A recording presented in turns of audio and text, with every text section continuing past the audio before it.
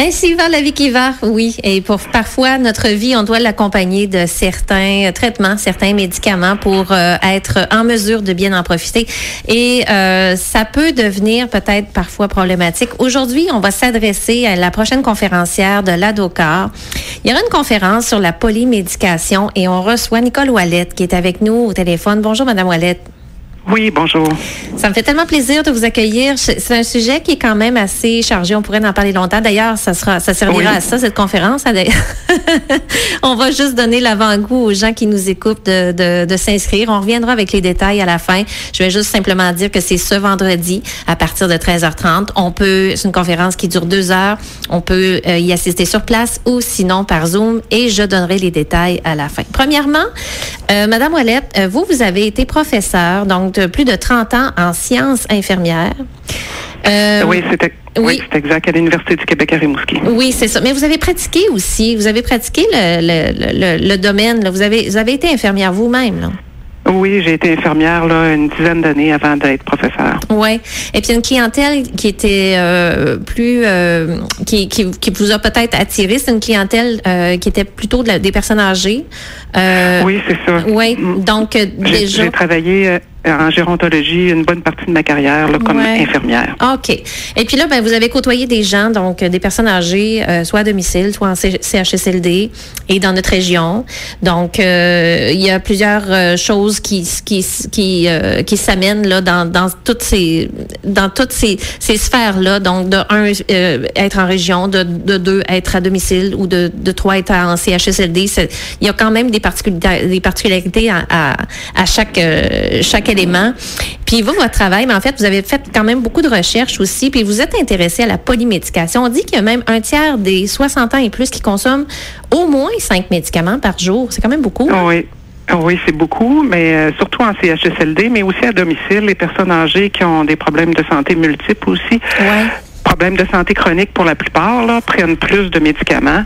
C'est sûr que quand on n'en prend pas, c'est parce que habituellement on n'a pas de problème de santé, là, mais plus on vieillit, plus ça survient. Oui, je dois approcher parce que je suis déjà rendue à 3. L'âge avance, puis les médicaments augmentent, mais là ça peut avoir des effets secondaires. Donc dans les médicaments, évidemment, il y a des médicaments qui sont installés depuis longtemps, on connaît bien les effets. D'autres sont des médicaments qui sont peut-être un petit peu plus récents. Et il y a le mélange de ces médicaments-là qui peuvent être problématiques. La première chose qui me vient en tête, c'est on se fie beaucoup aux médecins. On se fie beaucoup à ceux qui nous conseillent, ceux qui nous prescrivent, mais on a une responsabilité en tant que consommateur de ces médicaments-là. Oui, on a une responsabilité d'abord de savoir qu'est-ce qu'on consomme comme médicament. Souvent, quand on devient plus âgé, peut-être c'est plus difficile de faire le bilan de notre médication, de savoir quelle pilule sert à quoi. Ouais. Et c'est important parce que en vieillissant, des fois, les situations de santé changent, puis les médicaments sont pas nécessairement toujours utiles. Et aussi, quand on vieillit, les doses doivent s'ajuster en fonction de l'âge parce qu'on assimile moins bien les médicaments, puis on les excrète moins facilement de notre corps. Donc, il peut y avoir une exagération là dans la médication qu'on a et ça peut occasionner des effets toxiques et des effets secondaires vraiment indésirables. Parce qu'on peut voir des clientèles se présenter à l'urgence parce qu'une médication, exemple pour la pression, est mal dosée. Oui, il peut y arriver ça. Ah oui, ça arrive. Ça arrive assez souvent, mais pour ça, ça prend un bon suivi. Il faut parler des effets secondaires. Il faut les prendre en note, en parler à notre médecin, ajuster les doses pour diminuer les effets secondaires. Par exemple, dans les cas d'hypertension, il peut y avoir là, des vertiges, puis des chutes à cause de ça. Donc, si la médication est trop forte, c'est pas bon là. Mm-hmm. Il faut vraiment que ça soit bien ajusté pour pas avoir ces effets secondaires indésirables. Oui, mais il faut surtout comprendre que on doit poser des questions. Puis des fois, on est un peu étourdi. Ou bien, dans un cas où on peut être un peu plus malade, on a peut-être moins la concentration pour retenir tous les détails. Et puis, en clinique, comme ça, on va plus ou moins comprendre ce qui se passe. Et puis, peut-être même en arrivant à la maison, notre dosage on va mal respecter les posologies ou si il peut y avoir des risques, là. Oui, en tout cas, je pense que c'est très important de bien préparer sa visite médicale, puis d'avoir aussi avec soi tout le temps quand on va consulter un professionnel de la santé, que ce soit le pharmacien ou le médecin ou l'infirmière, d'avoir une liste de nos médicaments et poser des questions pour savoir les effets secondaires. Est-ce qu'on en a? Est-ce qu'on devrait changer la dose du médicament ou ne plus prendre ce médicament-là, en prendre un autre qui a moins d'effets secondaires?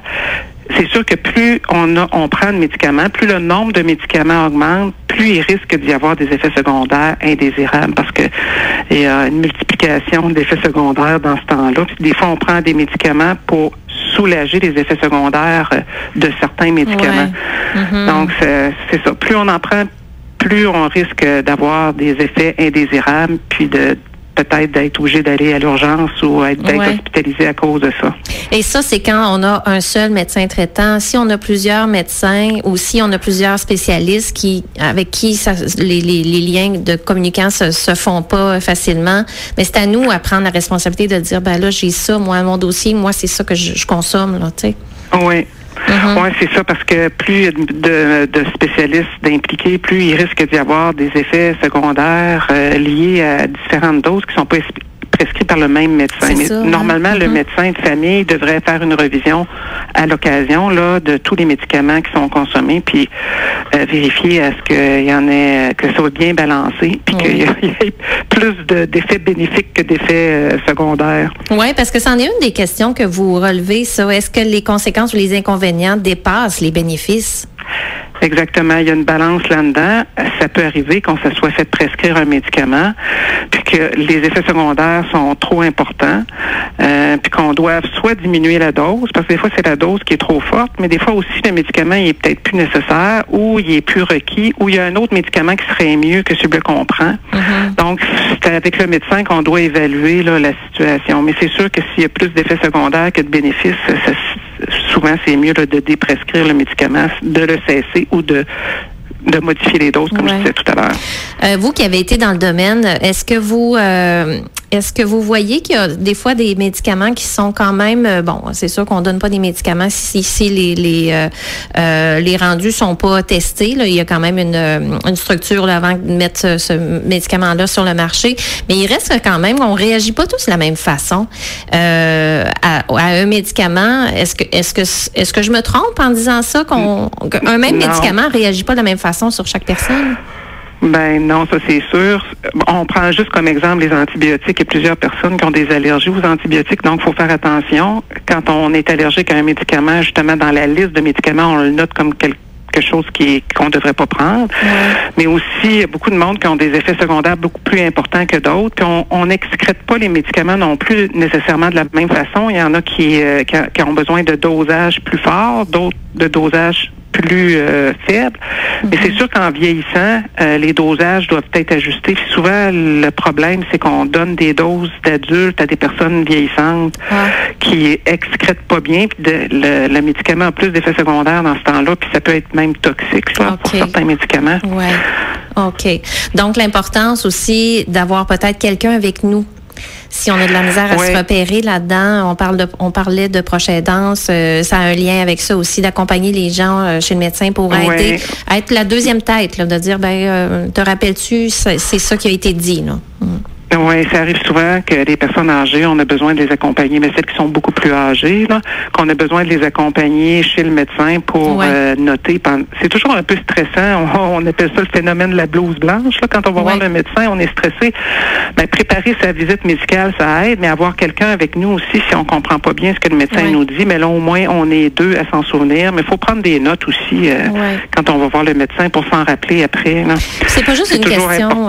C'est pas juste une question d'âge. Il y a l'effet aussi d'être affecté par une maladie, puis ça peut devenir un stress qui fait à tout âge une nervosité. Donc, ça n'a pas un lien. Là, je veux pas dénigrer les gens là, du tout quand je dis ça, mais ce que je veux dire, c'est que moi, j'ai vécu ces rendez-vous-là avec ma mère qui était en traitement pour le cancer, puis il y avait une pression qui était là, qui est au-delà de la maladie, qui est comme un énervement, un malaise, et puis là, on est un peu...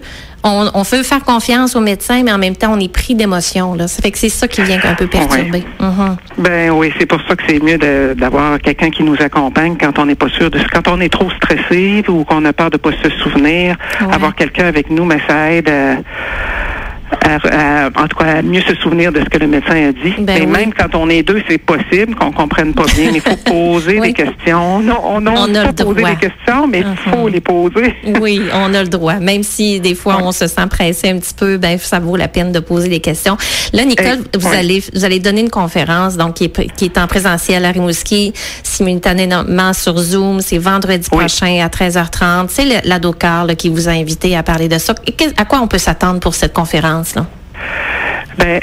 Durant la conférence, je vais sensibiliser les personnes qui sont participantes à c'est quoi la polymédication, qu'est-ce qu'il faut surveiller quand on prend plusieurs médicaments, qu'est-ce qui est en cause dans la polymédication, aussi qu'est-ce qu'on doit faire en vieillissant pour éviter d'avoir trop d'effets secondaires, essayer puis comment aussi on se prépare à la visite médicale, comment on gère ces médicaments, c'est quoi un peu les grandes classes des médicaments, ceux qui sont appropriés ou moins appropriés, parce qu'il y a des listes qui ont été faites là pour les médicaments qui peuvent être toxiques pour les personnes en vieillissant à cause du système qui élimine moins bien.